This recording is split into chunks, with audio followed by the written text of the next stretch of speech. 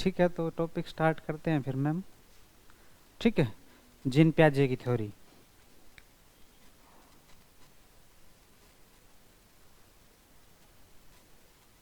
Gene प्याजे। ठीक है, हम जब पेपर देने जाते हैं, चाहे एच टेट देते हैं चाहे सी टेट देते हैं, मोस्ट इम्पोर्टेंट थ्योरी है जीन प्याजे, जिन्होंने थ्योरी दी थी संज्ञानात्मक विकास सिद्धांत। संज्ञानात्मक विकास सिद्धांत, कोग्निटिव डेवलपमेंट थ्योरी।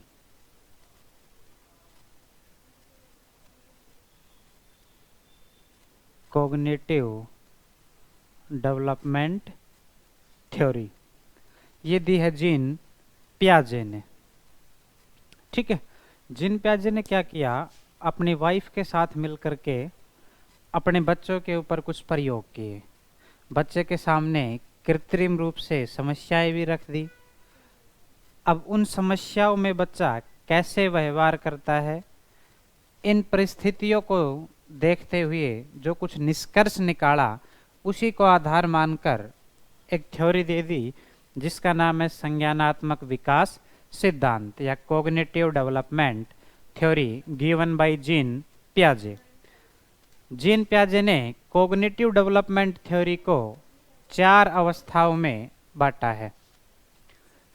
इसमें सबसे फर्स्ट है संवेदी गामक अवस्था।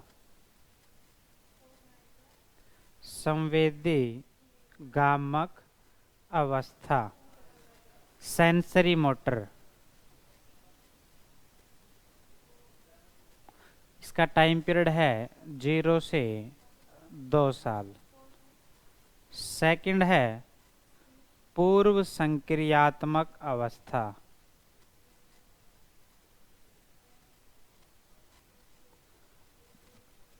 Pre operational stage.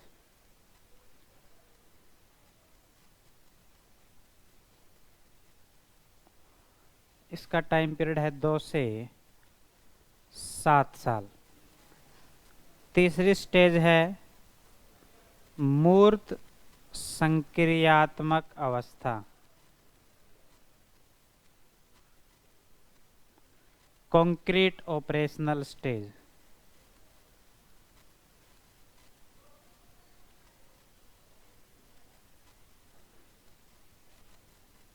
और इसका टाइम पीरियड हो जाएगा 7 to 11 year. And the last one is अमूर्त संक्रियात्मक अवस्था।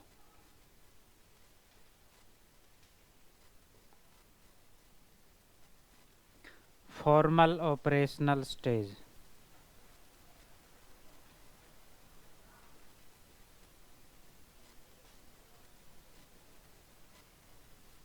इसका टाइम पीरियड हो जाएगा 11 to 15 ईयर।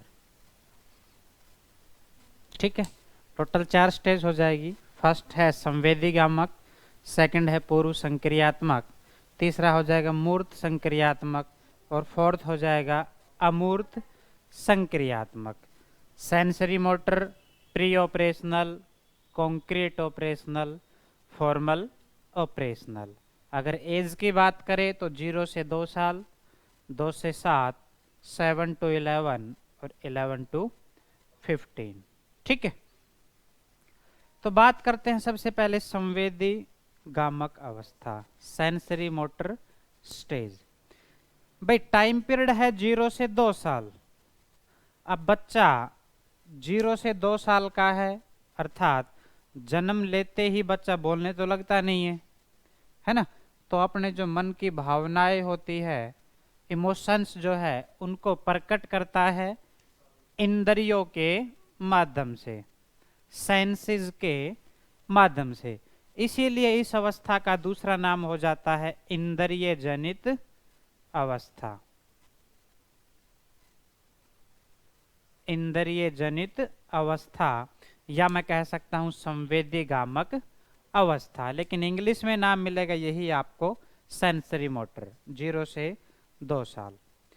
अब इस अवस्था के अंदर जब बच्चा 0 से 2 साल का है, अपने विचारों को प्रकट करता है इंद्रियों के माध्यम से, क्योंकि बोल नहीं पाता है। आपने देखा होगा बच्चे के अंदर शारीरिक एक्टिविटीज बहुत ज्यादा होती है। बच्चा हाथ को ऐसे ऐसे मारता रहता है, पैरों को भी मारता रहता है। तो मैं कह सकता हूँ फिजिकल एक्टिविटीज बहुत ही ज्यादा होती है, शारीरिक क्रियाएं।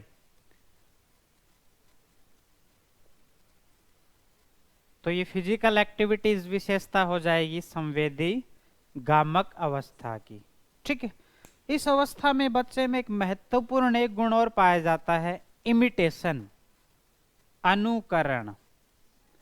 इमिटेशन, अनुकरण होता है दोहराना किसी भी चीज को। तो बच्चा एक ही चीज को बार बार रिपीट करता रहता है, इसे हम कहते हैं इमिटेशन, दोहराने की प्रवृत्ति।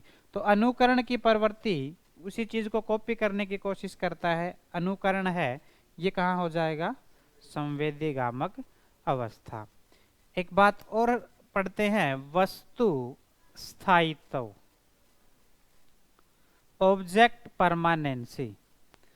तो संवेदी गामक अवस्था में ही बच्चे के अंदर ऑब्जेक्ट परमानेंसी का गुण आने लगता है, वस्तु स्थायित्व का गुण आने लगता है। देखो बात करते हैं वस्तु स्थायित्व होता क्या है। वस्तु स्थायित्व का अर्थ होता है कि जो वस्तु है वो स्थायी है, वस्तु स्थायी होती है। अब चाहे वो हमारी नजरों के सामने हो चाहे ना हो, अर्थात जो ऑब्जेक्ट है वो परमानेंट है भाई, चाहे हमारी आंखों के सामने हो चाहे ना हो। ये मार्कर है, ये आपको दिख रहा है, इसका मतलब मार्कर है, ऑब्जेक्ट परमानेंसी है। अब इस मार्कर को यदि कोई दूसरा टीचर आए और बाहर ले जाए तो इसका मतलब ये नहीं है कि मार्कर खत्म हो गया है, मार्कर तो फिर भी है। वो अलग बात है कि अब वो हमारी आंखों के सामने नहीं है। ठीक है। तो वस्तु स्थायित्व का मतलब होता है वस्तु स्थायी होती है, चाहे नजरों के सामने हो चाहे ना हो।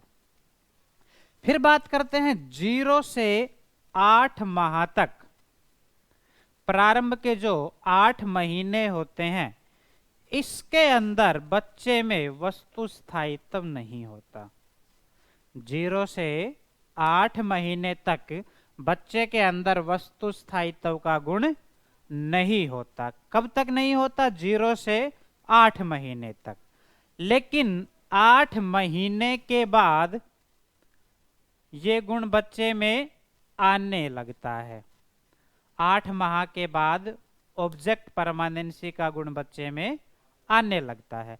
देखो अवस्था है इसकी 0 से 2 साल, तो 0 से 2 साल है तो 8 माह के बाद बच्चे में गुण आने लग गया। तो मैं कह सकता हूं कि संवेदी गामक अवस्था में बच्चे के अंदर वस्तु स्थायित्व का गुण आने लगता है। ठीक है। जबकि 0 से 8 माह तक बच्चे में ये गुण नहीं होता है। आपने घरों में छोटे बच्चों को देखा होगा, बच्चा खेल रहा है और बच्चे ने कोई नुकीली चीज उठा ली और उसकी मदर देखती है कि भाई बच्चा इससे चोट खा सकता है, तो उसकी मदर उससे छीन लेती है वो चीज, कहीं इसको चोट ना लग जाए। अब छीनते ही आप देखते हो कि बच्चा रोने लगता है, बच्चा रोएगा, फिर रोता है तो उसकी मदर कहती है कि चिड़िया ले गई, ऐसे कर देती है और वो बच्चा मान जाता है, चुप हो जाता है। अब देखो बच्चा 0 से 8 महीने के बीच में है ना, उसको बोलना नहीं आता, वो चिड़िया को कैसे समझेगा कि क्या चिड़िया होती है ना। तो वो चिड़िया को नहीं पहचानता है कि चिड़िया ले गई। बट क्या होता है कि जैसे ही उसकी मदर ने उससे वो चीज छीनी, वो रोने लगा और छीनने के बाद ऐसे कर देती है चिड़िया ले गई, अर्थात उसकी नजरों से वो चीज क्या कर दी? दूर कर दी।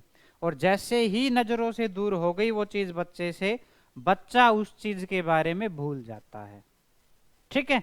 अर्थात बच्चे में क्या नहीं होता है? वस्तु स्थायित्व नहीं होता है 0 से 8 माह तक। ठीक है। इसी कारण वो बच्चा मान जाता है कि चिड़िया ले गई, क्योंकि जब तक उसकी नजरों के सामने वो चीज थी तब तक तो उसके संदर्भ में वो सोच लेता है, लेकिन जैसे ही आपने नजरों से दूर कर दी, बच्चे की बात से वो दिमाग से निकल जाती है, अर्थात out of the sight out of the mind हो जाती है 0 से 8 माह तक के बच्चे में। क्लियर है बात भाई? तो मैं कह सकता हूं कि वस्तु स्थायित्व का गुण आने लगता है इस अवस्था में, परंतु 0 से 8 माह तक ये गुण बच्चे में नहीं होता। उसके बाद बात करते हैं पूर्व संक्रियात्मक अवस्था, प्री ऑपरेशनल स्टेज। भाई इस अवस्था को प्याजे 2 भागों में बांट देता है। सबसे पहली हो जाएगी पूर्व प्रत्ययात्मक अवस्था, पूर्व प्रत्ययात्मक अवस्था, प्री कंसेप्चुअल स्टेज।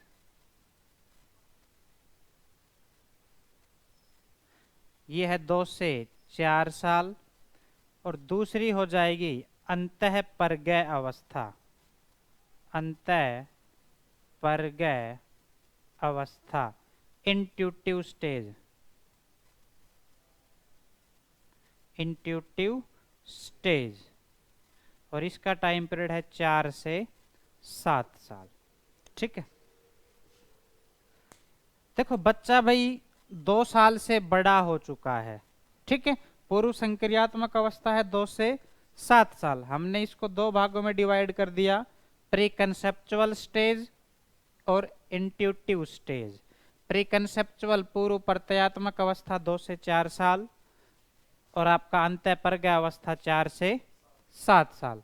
तो हम बात करते हैं इस अवस्था की, प्री कंसेप्चुअल स्टेज। तो प्री कंसेप्चुअल स्टेज में बच्चा है भाई 2 से 4 साल में।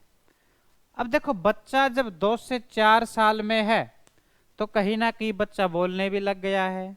अब बोलने लग गया है तो क्वेश्चन आंसर भी करेगा, वो डिमांड भी करेगा कुछ अपनी, है ना।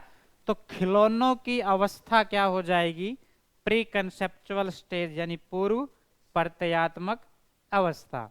इस अवस्था में बच्चा क्या है, खिलौनों की डिमांड करता है। ठीक है, उसके क्वेश्चन आंसर बहुत ज्यादा होते हैं। बच्चा आपने देखा होगा घर वालों से पूछता है कि आप क्या कर रहे हो, उसकी मदर कहती है कि भाई मैं खाना बना रही हूँ। क्यों बना रहे हो, वो कहेगी क्योंकि आपको खिलाना है, हमने क्यों खाना है। या पूछता है कि पापा कहाँ गए, उसकी मदर बोलती है कि ऑफिस गए। ऑफिस क्यों गए, वो कहती है भाई कमाने के लिए। क्यों कमाने के लिए। तो बच्चे के क्वेश्चंस बहुत ही ज्यादा होते हैं। तो मैं कह सकता हूं कि पूर्व प्रत्ययात्मक अवस्था को क्या कहते हैं, क्वेश्चनर स्टेज, प्रश्न करने की अवस्था।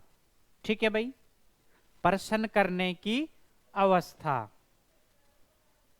ठीक है, अब प्रश्न वो क्यों करता है, क्योंकि उसके अंदर जानने की उत्सुकता है ना, कि ऐसा क्यों होता है, किस लिए होता है, भाई क्या क्या वजह है इसके कारण ये चीज होती है, कि हम ऐसा कोई भी काम करते हैं तो क्यों करते हैं।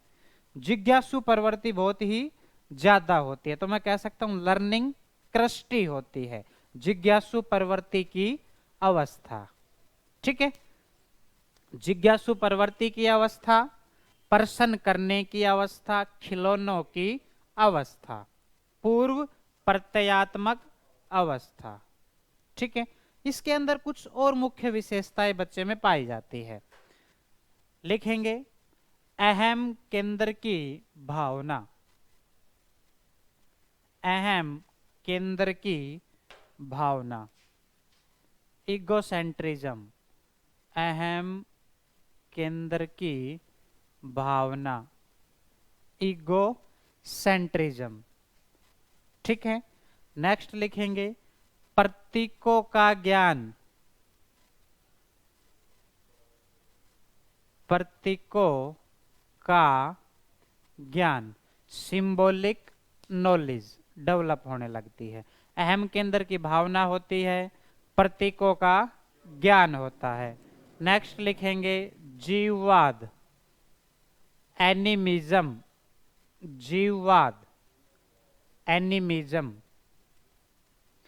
और नेक्स्ट लिखेंगे यथार्थवाद, रियलिज्म, यथार्थवाद, रियलिज्म।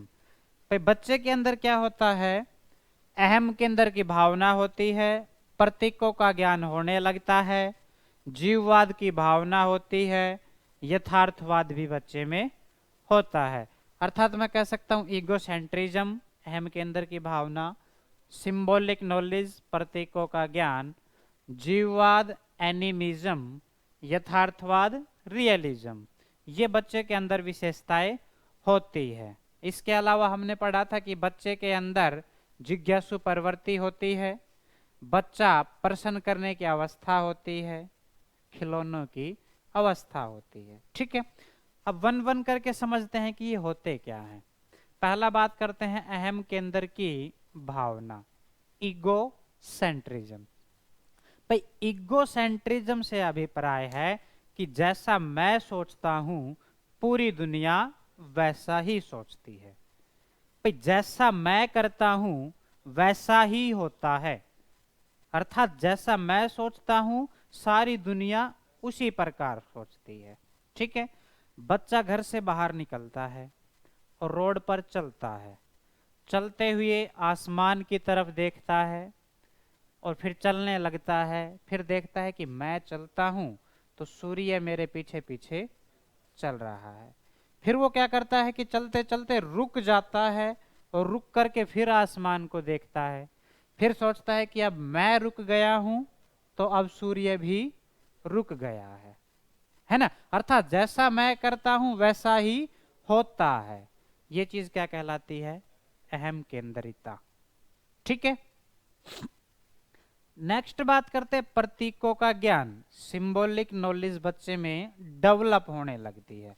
भाई सिंबॉलिक नॉलेज का मतलब है कि किसी भी चीज को, चिन्हों को देख करके बच्चा आइडिया लगा लेता है कि ये किसकी है ना।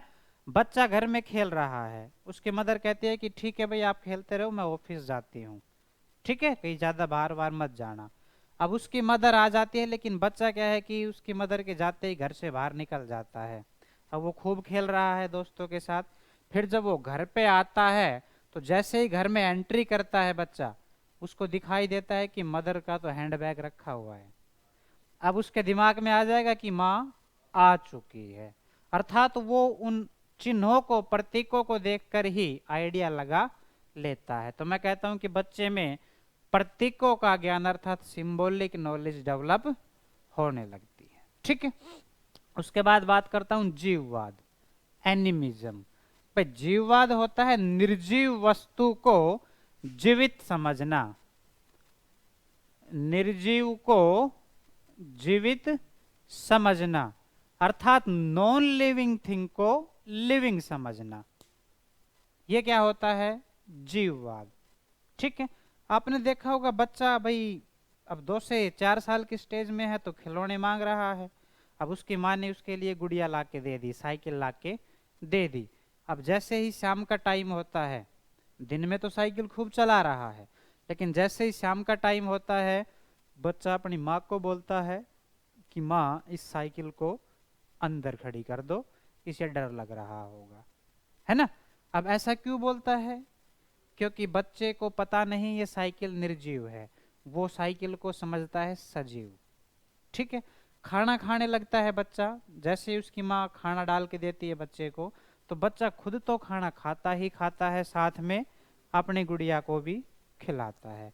इसका मतलब क्या है कि बच्चे को नहीं पता कि ये गुड़िया सजीव है कि निर्जीव है, अर्थात वो सजीव को क्या समझता है? निर्जीव को भी क्या समझता है? सजीव समझता है। नॉन लिविंग चीज को भी लिविंग समझता है। ठीक है, तो ये चीज होती है जीववाद, एनिमिज्म। बात करते हैं रियलिज्म, यथार्थवाद। यथार्थवाद होता है कि जो सपने हैं, ड्रीम्स, इमेजिनेशन, कल्पनाएं, इन सब चीजों को हकीकत मानना, है ना। सपनों को, कल्पनाओं को रियल मानना, ट्रुथ मानना, ये होता है जीववाद, सॉरी यथार्थवाद। जैसे रात को बच्चे को सपना आया कि भाई माँ जो है मिठाई लाई थी। अब मिठाई लाई थी लेकिन मेरे को मिठाई नहीं दी, छोटे भाई को मिठाई दे दी। अब सुबह उठते ही वो माँ को बोलता है कि माँ आपने अच्छा नहीं किया। उसकी माँ कहती है क्या हुआ? कि भाई आपने ना मिठाई जो है लाई थी और मेरे को नहीं दी और छोटे भाई को मिठाई दे दी, इसका मतलब आप उससे ही प्यार करते हो, मुझसे नहीं, है ना। उसकी माँ कहती है कि बेटा ऐसा कुछ नहीं है, मैं कोई मिठाई विठाई नहीं लाई थी, लेकिन बच्चा मानता नहीं है। वो कहता नहीं आप मिठाई लाए थे। उसकी मदर कहती नहीं लाई थी, लेकिन वो फिर जिद करता है। फिर आखिरी में उसको 1-2 टिक जाते हैं माँ के द्वारा, वो रोने लग जाएगा, और क्या है। अर्थात यथार्थवाद क्या है कि सपनों को सच मानता है। ठीक है। उसके बाद बात करते हैं अंतः परगय अवस्था, इंट्यूटिव स्टेज। अंतः परगय अवस्था, अंतः परगय अवस्था, इंट्यूटिव स्टेज। इसका टाइम पीरियड है 4 से 7 साल। 4 से 7 साल। देखो भाई, 4 से 7 साल का बच्चा है, इंट्यूटिव स्टेज है, इसकी कुछ विशेषताएं होती है, उनको पढ़ते हैं।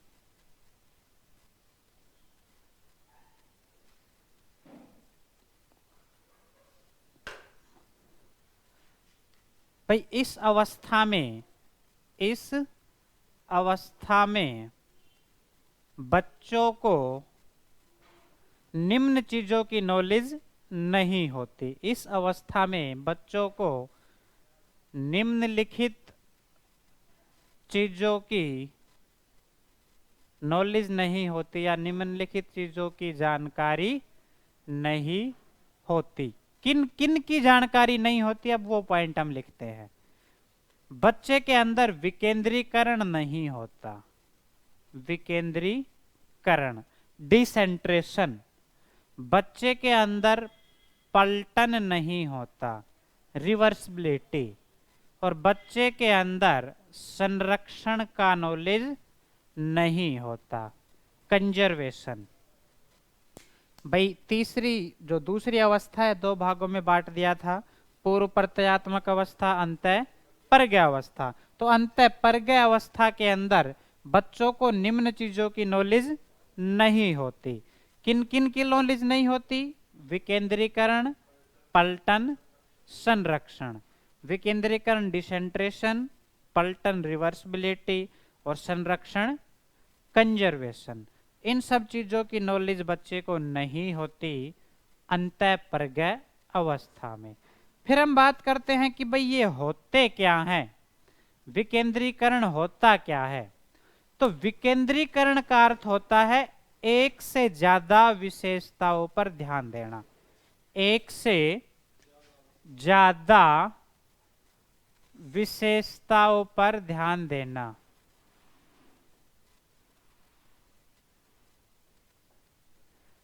भाई एक से ज्यादा विशेषताओं पर ध्यान देना कहलाता है विकेंद्रीकरण, डिसेंट्रेशन। लेकिन इस अवस्था में बच्चे एक से ज्यादा विशेषताओं पर ध्यान नहीं दे पाते, क्योंकि हमने लिखा है कि निम्न चीजों की जानकारी नहीं होती, अर्थात विकेंद्रीकरण बच्चे में नहीं होता। अब विकेंद्रीकरण नहीं होता तो इसका मतलब है वो एक से ज्यादा विशेषताओं पर ध्यान नहीं दे पाता, क्योंकि विकेंद्रीकरण का अर्थ होता है एक से ज्यादा विशेषताओं पर ध्यान देना। अब देखो एग्जाम्पल समझते हैं। आपने बच्चे के सामने 2 कलम रख दी, है ना। आपने ये 2 कलम रख दी बच्चे के सामने, और आपने कहा कि बताओ भाई इन दोनों कलम में से बड़ी कलम कौन सी है। अब बच्चा कहता है कि ये कलम बड़ी है। अब ऐसा क्यों कहा? क्योंकि बच्चे के अंदर सिर्फ एक ही जगह ध्यान लगाने की क्षमता है कि भाई ये सिरा नीचे है और ये सिरा ऊपर है। वो केवल बस इस पॉइंट को देखता है, एक रेखा खींच देता है कि ये रेखा ऊपर है, इसका मतलब ये वाली कलम बड़ी है। जबकि वो ये नहीं देखता कि भाई ये कलम इसलिए बड़ी है क्योंकि ये नीचे से ऊपर उठा के रखी हुई है, और जबकि ये वाली थोड़ा नीचे है, इसका नीचे वाला सिरा यहाँ है और इसका नीचे वाला सिरा यहाँ है, इस वजह से ये उसको बड़ी दिखती है। लेकिन क्या है कि वो केवल एक ही छोर को देख पाता है कि भाई ये बड़ी है इसलिए कि ये वाली यहाँ तक आती है। इसका मतलब बच्चे में विकेंद्रीकरण नहीं है, क्योंकि उसमें विकेंद्रीकरण होता तो वो इसे बड़ी नहीं बताता, वो देखता कि भाई ये ऊपर जरूर है, लेकिन वही बात है ये ऊपर इसलिए है क्योंकि ये नीचे से भी ऊपर है, और जबकि ये वाली छड़ी नीचे से नीचे है ना। तो वो केवल एक ही बिंदु को पकड़ता है ऊपर, इसलिए वो कहता है कि ये वाली छड़ी बड़ी है। अर्थात ऐसा क्यों कहा? क्योंकि बच्चे में विकेंद्रीकरण नहीं होता है। क्लियर है बात? उसके बाद बात करते हैं पलटन। भाई पलटन का अर्थ होता है चीजों को पलट लेना, चीजों को पलट लेना। रिवर्सिबिलिटी का अर्थ होता है चीजों को पलट लेना। जैसे ये मार्कर है, इस प्रकार है, मैं इसको यू कर दूं और वापिस नीचे ले आऊं, इसका मतलब तो पलटन है। अदरवाइज भाई इसकी कैप नीचे है, मैंने ऊपर कर दिया, अब वापिस इसको नीचे कर दूं तो पलटन है, अदरवाइज नहीं है। भाई आप क्या है कि पंखे को छत से उतार तो लो, लेकिन वापिस अब लगा भी दो तो पलटन है, अदरवाइज नहीं है। आपने लाइट उतार तो दी, अब लगा नहीं पा रहे हो, इसका मतलब पलटन नहीं है। लेकिन आपने लगा दी तो फिर पलटन है।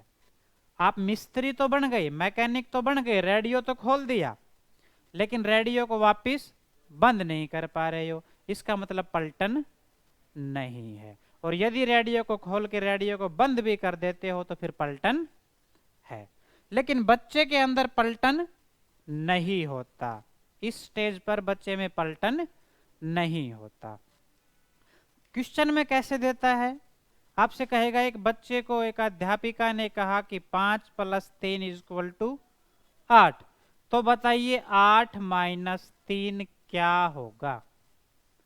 अब बच्चा सही नहीं बता पाता, इसका मतलब बच्चे में पलटन नहीं है, क्योंकि 5 + 3 8 अध्यापिका ने बता दिया, लेकिन बच्चे से उसने पूछा कि 8 - 3 बताओ, अब वो नहीं बता पा रहा, इसका मतलब बच्चे में रिवर्सिबिलिटी नहीं है।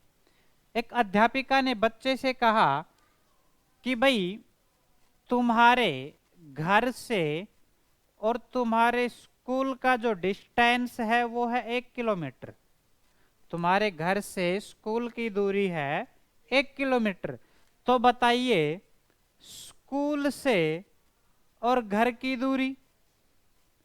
अब वो बच्चा नहीं बता पाता, इसका मतलब उसमें पलटन नहीं है। क्योंकि जब आपको पता है कि भाई घर से और स्कूल की दूरी 1 किलोमीटर है, तो कहीं ना कहीं स्कूल से घर की बता सकते हो, लेकिन नहीं बता पा रहा क्योंकि उसमें रिवर्सिबिलिटी नहीं है। क्लियर है बात भाई। उसके बाद हम बात करते हैं संरक्षण की। संरक्षण होता है कि किसी भी वस्तु की मात्रा प्रभावित नहीं होती, चाहे उसको टुकड़ों में कितना भी तोड़ दे। संरक्षण होता है कि वस्तु की मात्रा प्रभावित नहीं होती, वस्तु की जो क्वांटिटी है वो समान बनी रहती है, अर्थात वस्तु की मात्रा प्रभावित नहीं होती, चाहे टुकड़े कम कर दो या ज्यादा। अर्थात उस चीज को आप कितनी भी संख्या में तोड़ दो, लेकिन उसकी जो क्वांटिटी है, जो मात्रा है, वो समान बनी रहेगी। भाई मात्रा में कोई प्रभाव नहीं पड़ेगा, चाहे संख्या ज्यादा कर दो चाहे कम कर दो। क्लियर है बात। जैसे कि मैं आपको छोटा सा एग्जांपल बताता हूं कि भाई कोई लड़की है, वो ज्यादा मोटी हो गई है, भाई ज्यादा हेल्दी हो गई है, थोड़ी सी वेट बढ़ गया है। अब वो अपनी माँ को कहती है कि मुझे डाइटिंग करनी है, और मुझे डाइटिंग करनी है तो ऐसा करो कि मुझे थोड़ी सी चपाती आप कम दो खाने में, है ना। उसकी माँ क्या करती है, उस लड़की के लिए 2 कटोरी आटे की 4 रोटी बना के देती है। रोटी कितनी है, 4। भाई आटा है 2 कटोरी और रोटी कितनी है, 4 है। रोज उसकी माँ उस लड़की को 2 कटोरी आटे की 4 रोटियां देती है। अब लड़की ने कहा कि मुझे चपाती 4 नहीं खानी, कम खानी है, क्योंकि मुझे डाइटिंग करनी है। तो उसकी माँ ने क्या किया, नेक्स्ट डे आटा तो वही 2 कटोरी, लेकिन रोटियां बना दी 2। आटा वही 2 कटोरी, लेकिन रोटियां बना दी 2। अब वो 2 रोटी खा रही है और खूब खुश है कि मैं डाइटिंग कर रही हूं। ठीक है, इसका मतलब क्या है, बच्चे में कंजर्वेशन नहीं है। कंजर्वेशन का अर्थ होता है कि वस्तु की मात्रा प्रभावित नहीं होती, चाहे उसकी संख्या कम कर दो चाहे ज्यादा। पहले 4 रोटियां थी, आटे की मात्रा 2 कटोरी, अब रोटियां 2 है और आटे की मात्रा वही 2 कटोरी। तो मात्रा 2 कटोरी ही है आटे की, लेकिन संख्या यहाँ पर 4 है और यहाँ पर 2। ये कहलाता है संरक्षण। क्लियर है। लेकिन बच्चा क्या कहता है कि मैं डाइटिंग कर रहा हूं, इसका मतलब उसे ये नॉलेज नहीं है। अगर उसे नॉलेज होती तो वो कहता डाइटिंग नहीं कर रहा हूं भाई, वही 2 कटोरी आटे खा रहा हूं, है ना। जैसे कि क्लास में 5 स्टूडेंट है, मैंने देखा कि भाई एक बच्चा बहुत शरारती है और टोटल बच्चे कितने हैं वो 5, उन 5 में एक बच्चा बहुत शरारती है, उसको हमेशा ज्यादा चीज चाहिए होती है। मेरे पास मिठाई भी 5 ही पीस है, मैंने क्या किया 4 बच्चों को तो एक एक मिठाई का पीस दे दिया। अब जो 5वां शरारती बच्चा बचा उसके लिए भी मिठाई तो एक ही पीस है, और वो बच्चा इतना शरारती है कि वो एक में मानता नहीं है। तो मैंने क्या किया उसी एक पीस मिठाई के 2 टुकड़े कर दिए और उसको दे दिया कि ले बेटा तू 2 ले। अब वो खुश है कि मुझे सबसे ज्यादा मिला, जबकि मिठाई तो उतनी ही है, भले ही टुकड़े 2 कर दिए। तो ये चीज होती है संरक्षण, लेकिन बच्चे को इसकी नॉलेज नहीं होती है। ठीक है। उसके बाद अगली अवस्था है मूर्त संक्रियात्मक अवस्था। मूर्त संक्रियात्मक अवस्था, कॉन्क्रीट ऑपरेशनल स्टेज।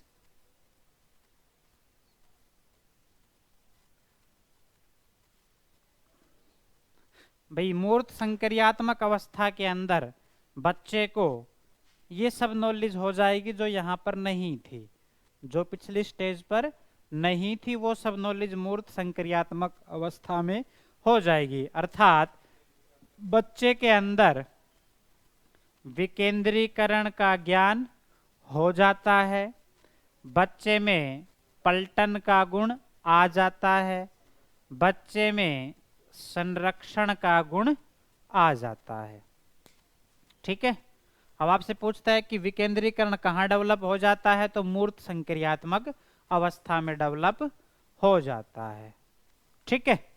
इसके अलावा बच्चा मूर्त चिंतन करना आरंभ कर देता है, बच्चा मूर्त चिंतन करना आरंभ कर देता है, अर्थात कॉन्क्रीट थिंकिंग बच्चे में डेवलप हो जाती है।